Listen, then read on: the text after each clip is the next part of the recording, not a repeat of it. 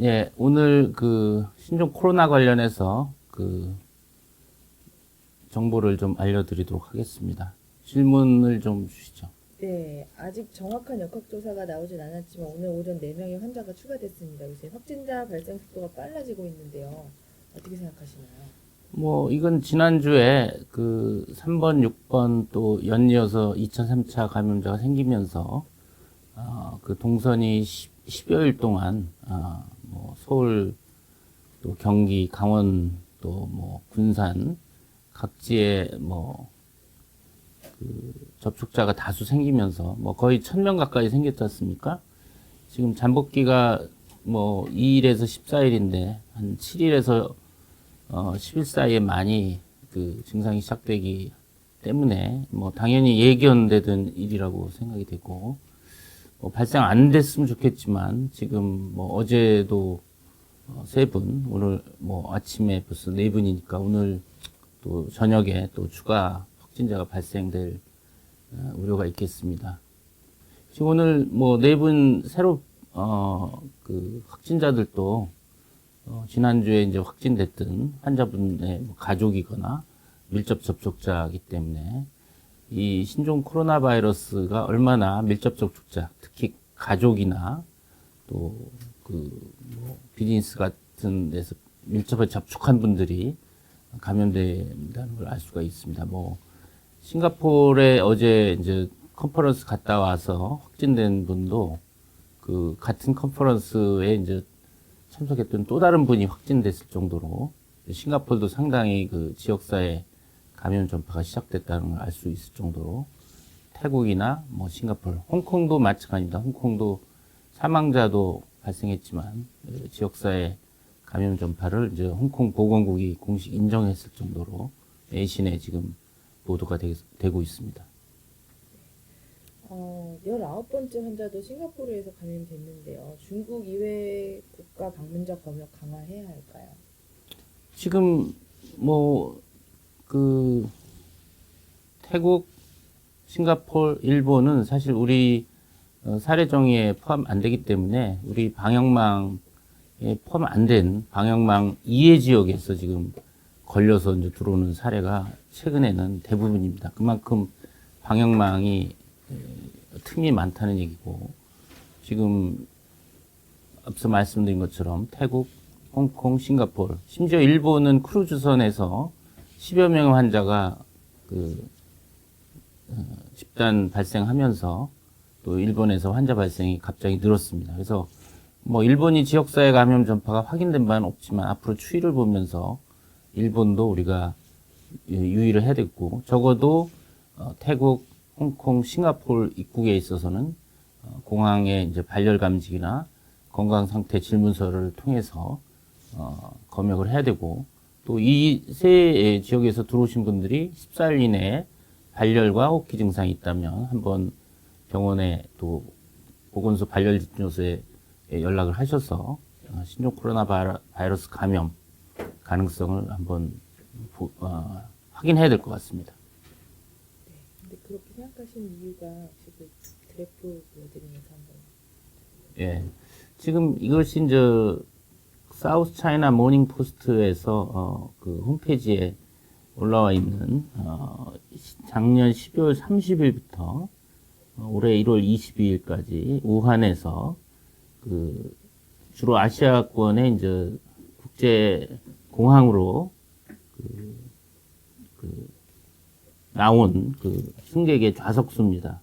지금 우리가 뭐 태국, 일본, 홍콩 이런 데서 왜 우리나라에서 왜 중국발, 우한발 환자들이 속출하는 그 이유를 아주 과학적으로 잘 보여주고 있다고 생각이 됩니다. 지금 보면은 이 굵은 글씨가 이제 태국의 수완나폼 국제공항, 돈무안 공항, 그다음에 이제 푸켓 국제공항인데 이 방콕에 있는 두 개 공항이죠. 인천공항과 이제 김포공항이라고 할 수 있는 이 수완나폼과 돈무안 공항 합쳐서 2만 명입니다.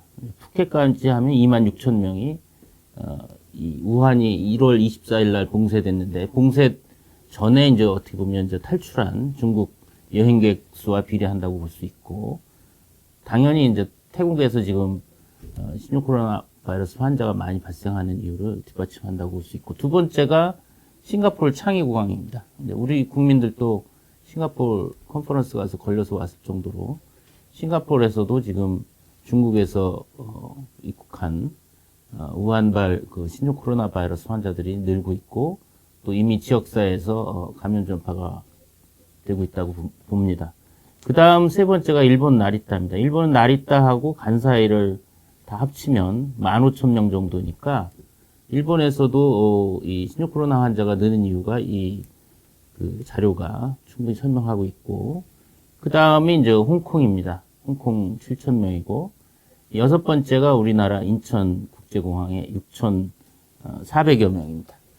이것이 이제 중국 이외의 아시아권들이 얼마나 중국 우한에서 출발한 신종 코로나 감염 환자들이 각 지역에 가서 확진도 되고, 각 지역에 이제 각 국가에서 지역사회 전파시키는 것이 그 승객수하고 비례해서 지금 보고되고 있는 것이기 때문에 우리가 유의할 수밖에 없는 상황인 거죠. 네. 들어온 질문이 하나 있어서 드릴게요, 교수님. 내일 일본에서 사례정의를 개정할 계획인 것 같은데요. 그때 지금 말씀 주신 국가들로 범위를 좀 넓혀야 한다고 생각하실까요? 우선은 중국 전역에서 발열과 호흡기 질환, 호흡기 증상, 기침, 호흡곤란, 지금 후베이성 위주로 돼 있고, 이제 여타 지역은 폐렴이 있어야만 사례정의에 들어갔는데, 지금 후베이성 이외에 중국 전역에 발열과 호흡기 증상이 있는 분들이 14일 내에 입국하고 14일 이내에 있다면 역시 사례정의에 포함돼야 되고, 지금 말씀드린 적어도 태국, 홍콩, 싱가포르에서 역시 입국하는 분들도 14일 이내에 발열과 호흡기 증상이 있으면 발열 또는 호흡기 증상이 돼야 될 것 같습니다. 발열과 호흡기 증상으로 하면 또 빠져나가는 경우가 많아서 발열 또는 호흡기 증상 있는 분 역시 사례정의에 포함돼서 좀 더 그물망을 촘촘하게 또 범위를 넓혀서 가능한 한 많은 신종 코로나 바이러스 환자를 조기 확진 격리할 수 있는 계기가 됐으면 좋겠습니다. 지금 많은 지금 신종 코로나 확진 환자를 보면은 증상도 굉장히 비특이적입니다. 간단한 몸살 감기부터 발열이 없거나 발열은 있는데 기침이 없거나 이런 상당히 비특이적인 거기 때문에 지금 질병관리본부 발표에 의하면 현장 의료인한테 많은 재량권을 주겠다고 하긴 했는데, 사실 재량권이라는 게 상당히 주관적이고 또 받아들이고 안 받아들이는 게 또 이 보건당국의 권한에 많이 좌우되기 때문에 사례정의가 확대되는 건 굉장히 바람직한 거고, 그물망이 이제 다시 촘촘하게 방역망이 구성돼서 바람직한 거고, 이제 현장에서 사실은 좀 실제 환자를 보는 의료진에게 많은 재량권을 실효적으로 줬으면 좋겠습니다. 다음 질문입니다. 광주 소재 병원에서 의료진과 환자를 이제 격리 조치를 했는데요. 그 조치가 혹시 좀 충분하다고 생각하시는지? 어제 아침에 이제 질본에서 충분한 역학조사 결과를 발표하지 않으면서 코트 격리라는 얘기가 나왔고, 어제 제가 코트 격리 설명을 했었는데, 어제 오후에 다시 설명을 들어보니까 지금 광주 21세기 병원에서 이제 확진 환자가 나오고, 그 딸이죠. 딸이 2차 감염이 된 그 병원을 격리를 코호트 격리가 아니라 이제 개별 격리한 것으로 질병관리본부가 발표했습니다. 그래서 코호트 격리에 대한 좀 설명을 드리는 것이 좋겠습니다. 보통 우리가 결핵이나 인플루엔자나 이 전염성이 높은 환자들은 1인 격리를 합니다. 그러니까 병실 하나에 이렇게 한 분만 격리하는 것이 이제 격리의 원칙입니다. 때에 따라서 격리실이 없고 그 결핵 환자가 2인 이상이다. 또 메르스 때도 그랬고, 지금 아직은 병실이 부족하지는 않지만, 이 병실이 부족할 때는 한 방에 동일한 결핵 환자나 인플루엔자 걸린 동일한 인플루엔자 같은 병이니까요. 한 방에 2명 이상을 이렇게 여러분을 동시에 입실시켜서 격리하는 경우가 이제 코호트 격리가 되겠습니다. 그러니까 지금 21세기 병원에서 하는 것은 코호트 격리가 아니고 지금 확진자와 노출된 뭐 주변 환자나 의료진이나 그분들을 개별 1인실에 이렇게, 왜냐면 이제 그분들이 잠복기 상태인데 어떤 분은 바이러스가 들어와서 그 14일 이내에 증상이 발생할 수 있고 어떤 분은 아예 바이러스가 안 들어와서 14일 이후에 그냥 아무 감염이 안 된 걸로 결국은 이제 최종 결정이 될 텐데 현재 증상이 없기 때문에 구분이 안 됩니다. 그래서 각각의 병실에 이제 따로따로 1인 격리를 하고 있을 겁니다. 지금 우리가 우한에서 입국한 교민들을 뭐 아산 진천의 인재개발원에 지금 격리 수용하고 있는데 거기도 1인 1실을 원칙으로 하고 있지 않습니까? 그건 코호트 격리가 아니죠. 그 뭐 건물 전체는 격리가 돼 있지만 그 안에 우한에서 오신 분들이 이제 잠복기 상태에 있는지 없는지를 알 수 없는 상태이기 때문에 1인 1실로 격리를 하고 서로 접촉을 피하도록 하는 이런 격리고 이건 코호트 격리가 아닙니다. 과거에 이제 메르스에 예외적으로 코호트 격리가 한 적이 있었는데 이제 격리실이 부족하고 왜냐하면 1인 1실 격리하는 건 상당히 그 병원이나 뭐 그 공간이 굉장히 많이 필요로 하거든요. 그래서 지금은 이 질병관리본부에서 코호트 격리하는 건 아닙니다. 메르스 때는 그 환자가 많이 발생되면서 접촉자도 늘어나면서 그 병실 부족해서 예외적으로 이제 코호트 격리는 한 적은 있습니다. 어쨌든 지금 광주 21세기 병원은 코호트 격리가 아니다라는 말씀을 다시 확인드립니다. 그다음에 몇몇 환자분들 보시면 본인이 의심 증상이 있을 때 이제 동네 병원을 방문하시게 되는데요. 그렇게 동네 병원을 방문할 경우 혹시 위험하진 않을까요?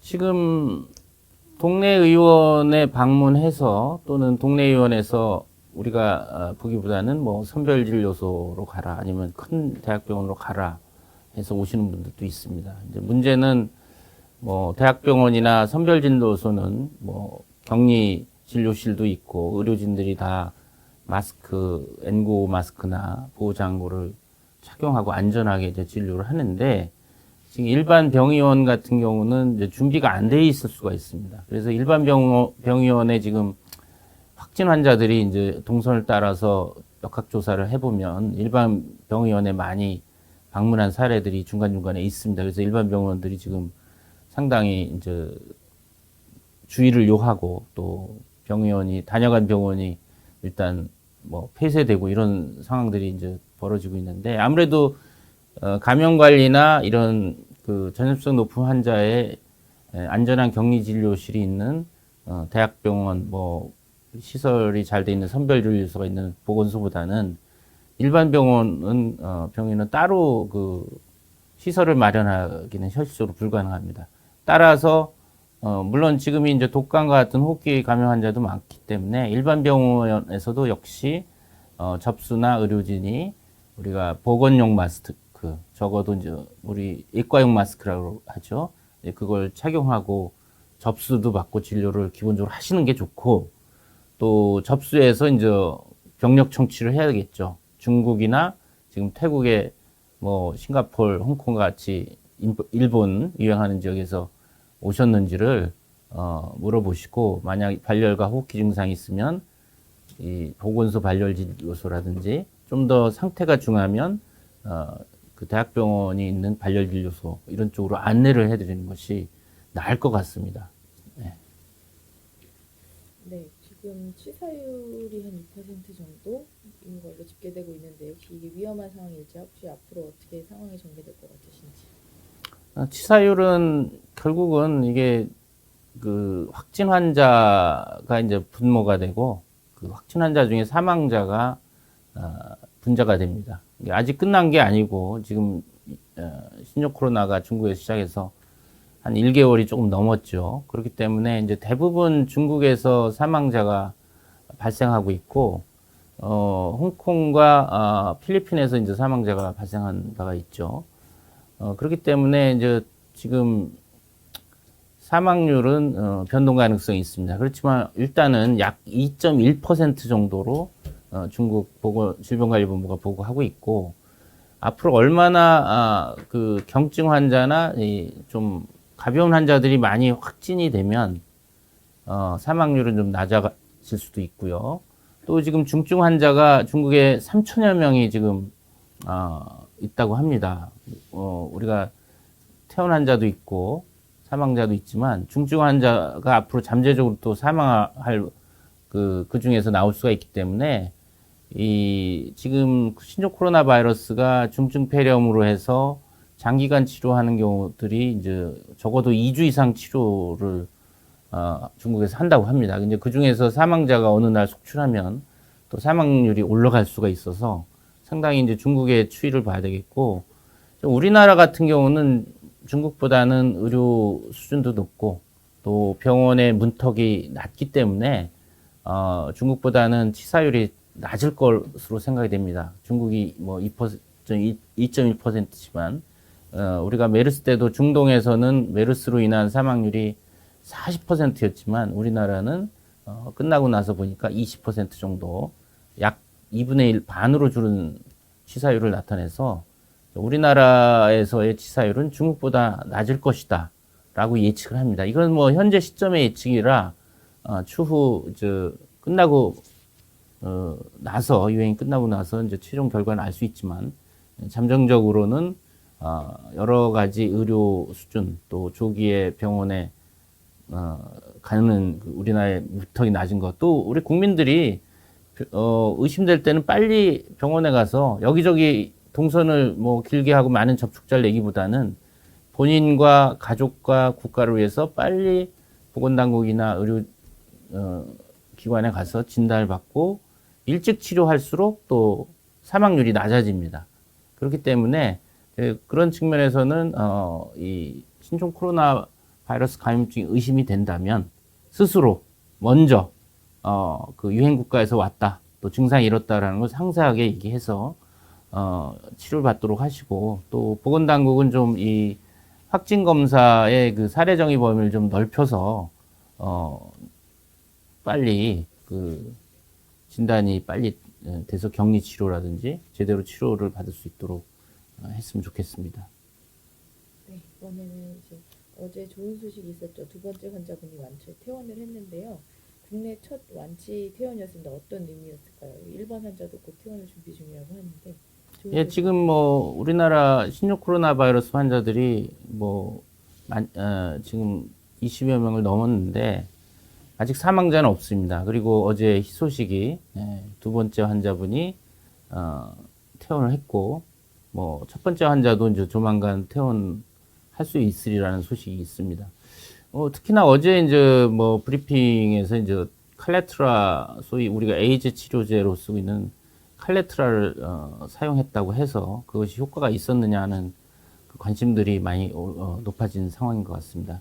물론 뭐 한 명의 특히 경증의 환자를 써서 이 약 때문에 좋아졌는지, 워낙 경증의 환자가 자연경과 좋아졌는지 구분은 할 수는 없으나, 지금 뭐 중국에서도 이 칼레트라, 소위 로피나비어 리토나버라고 하는 에이즈 치료제로 사용되던 약을 이 에이즈라는 처방 적응증 이외에 신종 코로나 바이러스 감염증에 대해서 사용하고 있습니다. 중국도 그렇고 우리나라도 지금 감염내과 전문의들은 적극 사용을 지금 고려하고 있는 것으로 알고 있어서 많은 환자를 대상으로 이제 임상 연구 결과가 나와야 이제 효과는 입증이 되지만, 지금은 뭐 신종 코로나에 대한 치료제나 백신이 없는 상황에서는 우리가 지푸라기라도 짚는 심정으로 이 칼레트라 말고도 이제 뭐 렘데시비어라는 약도 서부 아프리카 에볼라 환자 치료제로 이제 개발 도중에 있던 약인데,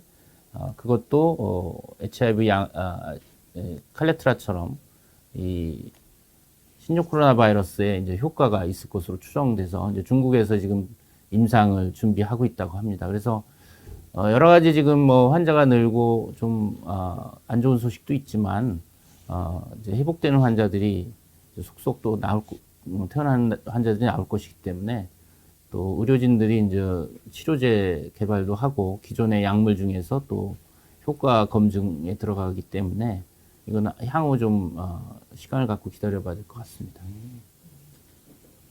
네. 그리고 이 완치 판단 기준이 어떻게 되는지랑 그리고 이분이 실제로 정말 밖에 나오면 안전한 것인지 이거에서 우려하는 분들이 있던데 그거에 대해서 말씀 좀 부탁드립니다.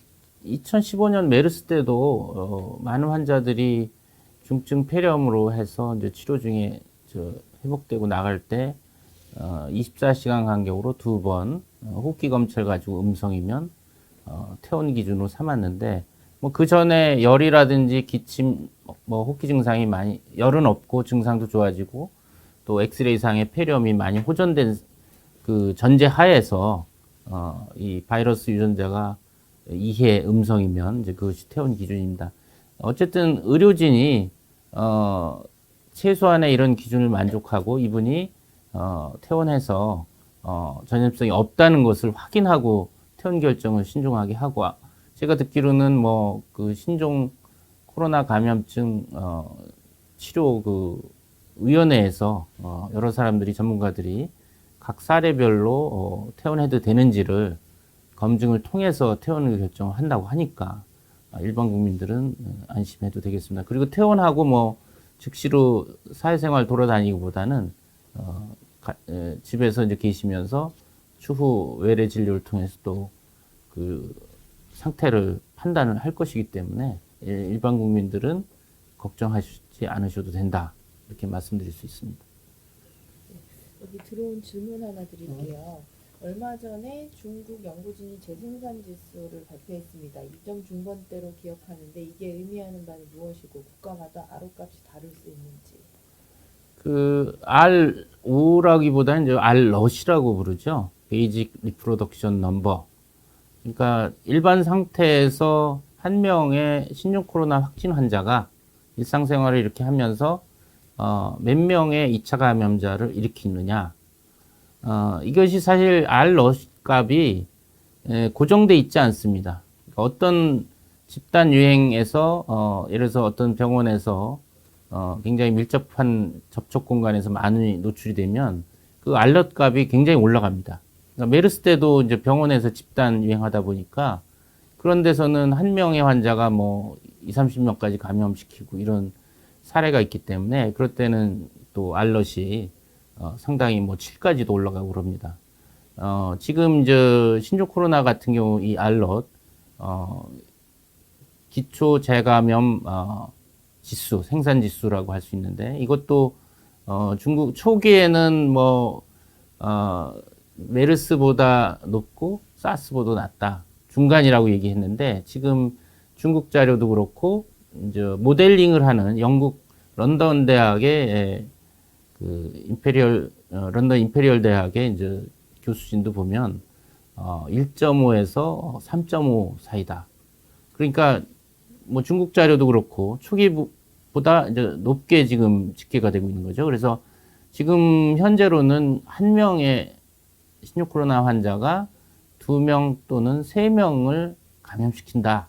중국 자료도 이제 그렇게 나오는 것 같습니다. 초기보다는 좀 높게 자료가 나와서 보통 저 사스 코로나와 상당히 유사하다 전파력이 그렇게 판단이 되고 그 어떤 상황에서 그 집단 유행에서 이제 조사에 따라서 이게 수치가 올라가기도 하고 내려가기도 할 수가 있는 겁니다. 이것이 무슨 고정된 수치는 아니고요. 그 조사 대상에 따라서 그 결과값이 조금 차이가 날 수 있는데 중요한 것은 우리가 신종 코로나 바이러스 유행을 종식시키려면 R럿 값을 1 미만으로 줄여야 됩니다. 한 명의 확진 환자가 채 한 명도 감염시키지 못하는 1 미만으로 되면 점차 유행이 종식이 되겠죠. 그것이 이제 어떻게 보면은 환자를 빨리 확진 격리하고 접촉자 추적해서 그 중에 또 환자를 격리하고 이 증상 시작과 확진 격리 시간을 줄이면 접촉자도 줄고 2차 감염도 줄어서 R럿 값이 1 미만으로 줄게 됩니다. 이게 이제 방역의 지금 목표인데 R럿 값을 1 미만으로 줄이면 이 신종 코로나 바이러스 유행이 종식이 됩니다. 그러니까 2003년 사스도 그때 뭐 백신이 있었거나 특수 항바이러스제가 있었던 것이 아닙니다. 이런 어떻게 보면 지루하고 진짜 많은 인력도 소모되고 시간도 걸리고 하는 확진 환자를 빨리 찾아서 격리 치료하고 또 확진 환자가 증상부터 확진까지의 기간을 뭐 열흘이 아니라 하루 정도로 확 줄여서 그러면 접촉자 수가 뭐 수백 명 단위에서 뭐 몇 명 단위로 줄게 되기 때문에 그 중에서 2차 감염자가 나올 확률이 현저하게 줄게 됩니다.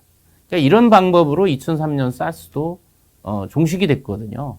그래서 지금 이 신종 코로나 바이러스도 이런 방역의 기본 원칙을 지키면서 R 값을 1 미만으로 줄이면 자연 종식이 되리라고 봅니다. 이제 물론 중국에서 빨리 해줘야 되는데 이제 중국도 지금 뭐 상당히 이제 유행이 커져 있고 뭐 우한시 봉쇄라든지 이동 제한이라든지 이런 것이 다 어떻게 보면 접촉자 수 줄여서 2차 감염을 줄이고 알럿을 줄이기 위한 노력이라고 보시면 되겠습니다. 이제 다른 기타 질문 드릴게요. 신종 코로나 환자가 폐섬유증으로 평생 고생한다 이런 말도 있던데 사실인가요? 예, 아직 모르죠. 지금 많은 환자가 발생되고 있고 초기 단계고 중국에서 어떤 연구 결과가 발표가 안 됐기 때문에 속단할 수는 없습니다. 단지 사스나 메르스 때 중증 폐렴에 걸려서 인공호흡기를 장착하고 중환자실에서 오래 치료하고 회복하는 환자 중에 일부가 소수가 폐섬유증 때문에 후유증이죠. 일종의 폐렴이 심해지고 이제 우리가 치유가 되면서 이제 정상으로 돌아오는 과정을 거치게 되겠는데 워낙 폐렴이 심한 경우는 폐 조직이 완벽하게 회복이 안 돼서 일종의 섬유증, 폐가 좀 굳어지는 거죠. 그럼 폐활량도 줄고 이제 숨쉬기에도 좀 불편함이 남는 이런 후유증들이 남는 사례들이 있어서 지금 사스 코로나와 유사한 이 신종 코로나 바이러스도 폐렴을 일으키고 심한 폐렴을 일으키기 때문에 앞으로 추이를 봐야 되겠지만 일부에서 이 폐섬유화증과 같은 후유증을 남길 가능성도 있다고 보여집니다. 네, 그리고 요즘에 또 독감이 유행철이라서 독감하고 신종 코로나 바이러스하고 중상만으로 혹시 구분이 가능한 건지. 지금 사실 뭐 독감하고 지금 신종 코로나 바이러스 증상만으로 구분이 현실적으로 어렵습니다. 이제 현재까지 구분은 중국이나 뭐 이 신종 코로나 유행 지역에서 들어오신 분 14일 이내에 발열과 호흡기 증상이 있으면 신종 코로나 가능성을 의심하고 감별할 수 있는 그 기준이 되겠는데 증상만으로는 저 신종 코로나라는 처음에 중증 폐렴이다 보니까 고열과 기침, 호흡곤란이 이제 다 있는 걸로 그렇게 생각을 했는데 지금 중국에서 많은 연구를 해보니까 뭐 경증 환자도 있고 무증상 감염자도 있고 우리나라 지금 신종 코로나 확진 환자들도 보면 어떤 환자는 고열이 있지만 어떤 환자는 열이 없고 어떤 환자는 기침이 없거나 뭐 인후통이 있거나 근육통, 몸살 심한 이런 증상들이 나오기 때문에 독감의 경우도 그렇습니다. 전형적인 경우는 고열과 근육통, 호흡기 증상이 다 나오지만 뭐 해열진 통제를 먹었거나 아니면 노약자의 경우는 증상이 약하게 나옵니다. 그래서 이게 임상적으로 구분하기가 상당히 어렵기 때문에 임상 현장에서 의료진들은 상당히 주의해야 되고 그런 측면에서 지금 신종 코로나 확진 PCR 검사 키트가 빨리 일선에 보급이 돼야지만이 검사를 통해서 확실히 신종 코로나 감염인지 아니면 다른 독감이나 다른 호흡기 바이러스인지를 구분할 수 있습니다. 네.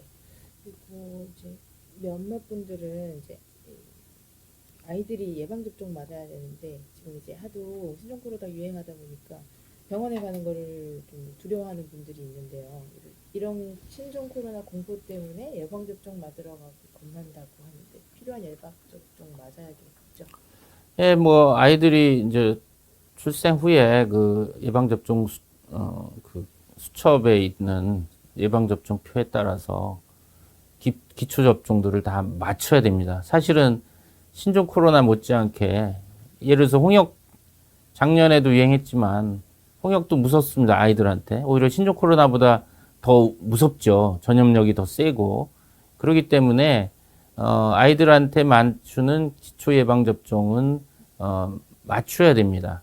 뭐 물론 이제 미리 그 접종 장소인 보건소나 또 병원에 문의를 하셔서 안전하게 미리 예약을 한 다음에 가서 접종을 하시는 것이 좋겠습니다.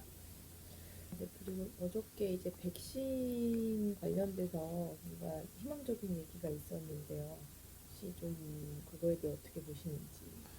예, 어제 뭐 질병관리본부에서 우리나라에서도 이제 신종 코로나 바이러스를 배양해서 바이러스주를 확보했다는 발표를 했습니다. 뭐 중국이나 호주나 뭐 몇몇 나라에서도 그런 발표가 있었지만 우리나라가 우리 자체적으로 요 바이러스를 확보했다는 것은 이 바이러스를 가지고 당장은 아니지만 바이러스를 재료로 해서 백신도 개발이 가능하고 또 여러 가지 약물들이 이제 그 항바이러스제 약물들이 있는데 후보 약물들이 있는데 이 바이러스 신종 코로나 바이러스를 대상으로 항바이러스 효과가 있는지 바이러스를 죽이는지 이런 실험들을 이제 이어 나갈 수가 있습니다. 또 세 번째는 또 진단 키트 개발을 지금 뭐 했다고 했는데 진단 키트 개발에 이제 성능 검사에 이 바이러스 주를 또 사용할 수가 있습니다. 그런 측면에서 뭐 당장에 치료제 백신이 나오는 건 아니지만 우리가 이제 그런 우수한 생명공학 연구 개발 능력을 이 바이러스 주를 가지고 또 질병관리본부가 이제 분양한다고 얘기를 했기 때문에 연구소라든지 많은 기업들이 신종 코로나 바이러스의 치료제나 백신 개발에 많이 참여를 했으면 좋겠습니다. 추가 질문인데요. 복지부가 일부 항바이러스제 사용에 대해서 급여를 적용해줬다고 하는데 지난 메르스 때와 다르게 대상 약자의 리바비린이 빠진 이유가 따로 있나요? 이런 질문인데요. 지금 뭐 저도 2, 3일 전에 이제 뉴스에 접했는데 그 지금 보건복지부가 이제 심사평가원 통해서 칼레트라하고 인터페론 칼레트라는 에이즈 치료 약물이고 인터페론은 비형 간염 바이러스 치료제죠. 그래서 이것을 신종 코로나 바이러스 환자의 의료진 결정에 따라서 사용한 경우에 급여를 인정하겠다 발표한 바가 있고 이것은 뭐 좋은 결정이라고 봅니다.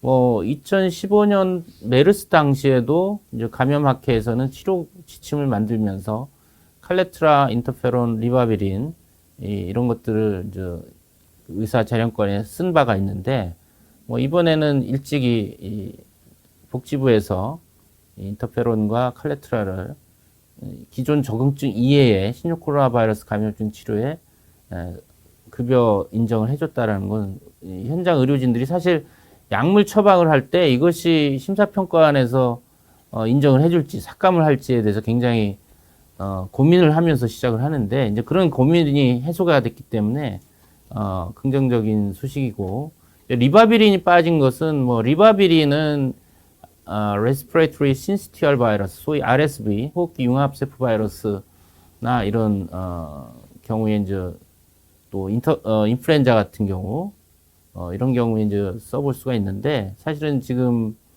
신종 코로나 바이러스에 대해서는 효과가 그렇게 인정이 안 됐기 때문에 지금 고려가 안 되고 있고 외국에서도 뭐 굳이 리바비린 치료에 대한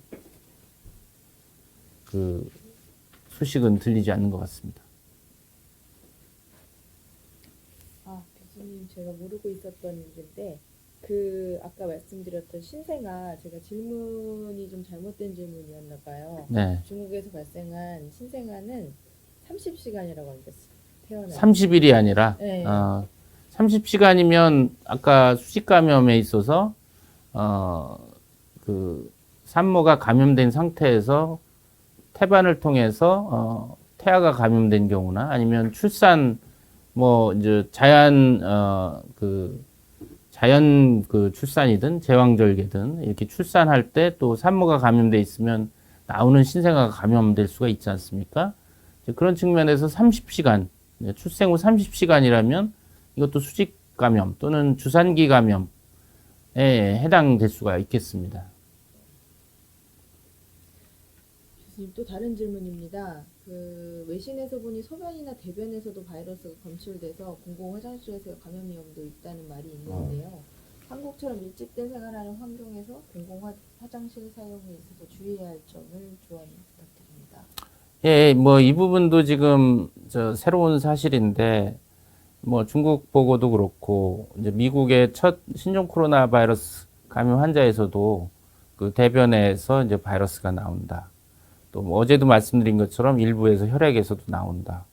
또 소변에서도 나온다. 이런 그 뉴스들이 나오고 있고 이거는 과거 이제 사스 때도 이제 그런 사례들이 있습니다. 그래서 대변으로 나오는 신종 코로나 바이러스가 이게 과연 살아있고 전염력이 있느냐, 이거는 아직 잘 모릅니다.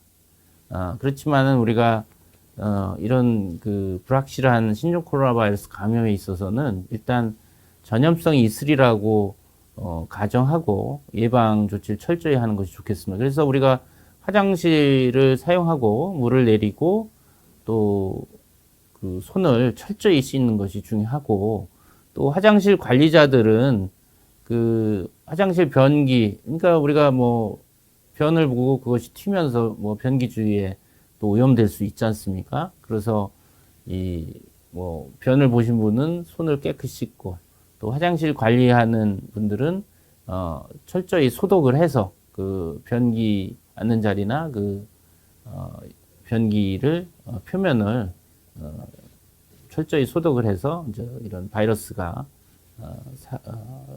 살아남지 않도록, 남아있지 않도록 철저히 소독이 필요하다고 생각이 됩니다. 네, 교수님 오늘 이제 질문 들어온 거는 다 말씀해 주셨고요. 혹시 뭐 지금 중국에서도 많이 늘어나고 있고 여러 가지 다른 국가에서도 환자분이 많이 발생하고 있는데 뭐 더 해주실 말씀 있으실까요?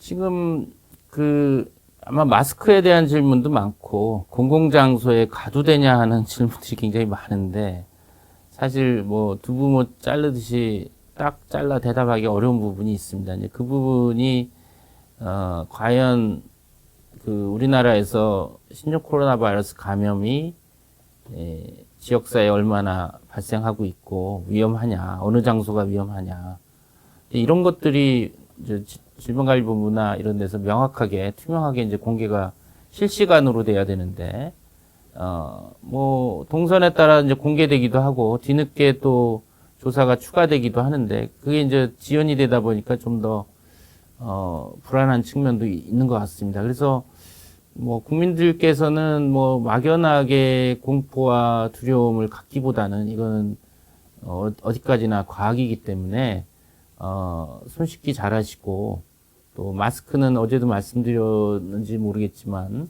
우리가 뭐 지금 KF80 같은 게 굉장히 풍기가 되고 있고 그렇기 때문에 서지컬 마스크, 소위 덴탈 마스크 같은 거를 사용하시면 됩니다. 이게 충분히 예방 효과가 있고 특히 뭐 사람이 없거나 한적하거나 길거리나 공원이나 뭐 또 실내에서 또 주변 직원들이 그 다 기침하는 환자가 없다면 이런 데서 마스크 쓰실 필요 없어요. 그러니까 지하철이나 뭐 쇼핑몰이나 이렇게 사람이 밀접해 있고 그 중에 기침이나 뭐 호흡기 감염 환자가 있는 장소에서만 지금 마스크를 쓰셔서 좀 마스크를 좀 절약하시면 되겠고 마스크 재사용 이런 건 상당히 위험합니다. 그러니까 마스크 표면에 그 바이러스나 세균들이 많이 묻어 있고 그걸 뭐 빨아서 뭐 소독을 하면 마스크의 그 필터 기능이나 이런 게 다 망가지기 때문에 효과가 현저히 떨어집니다. 따라서 그리고 또 지금 마스크가 이걸 완벽하게 마스크 착용만 잘하면 된다. 손 씻기 안 해도 된다.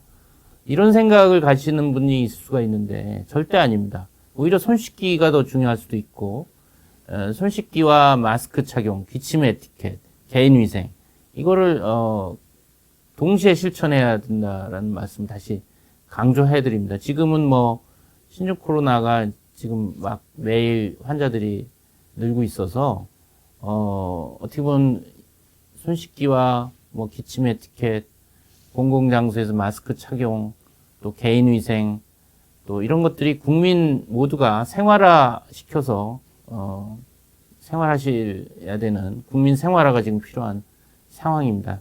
그것이 안전한 백신이고 예방 백신이고 그것으로 우리 자신과 우리 가족 또 내가 병에 안 걸림으로 해서 가족이나 사회 또 예방이 되는 것이기 때문에 기본에 좀 충실해 줬으면 좋겠다는 말씀을 다시 한번 강조드립니다. 네, 교수님 오늘 준비한 내용은 여기까지고요. 혹시 마무리 멘트 해주시고 내일 또 예. 예, 오늘 뭐 경청해 주셔서 감사드리고 또 내일 아침에 저희가 뭐 밤사이 오늘하고 밤사이 새로운 소식들이 있으면 그것을 정리해서 내일 아침에 또 말씀드리도록 하겠습니다. 감사합니다.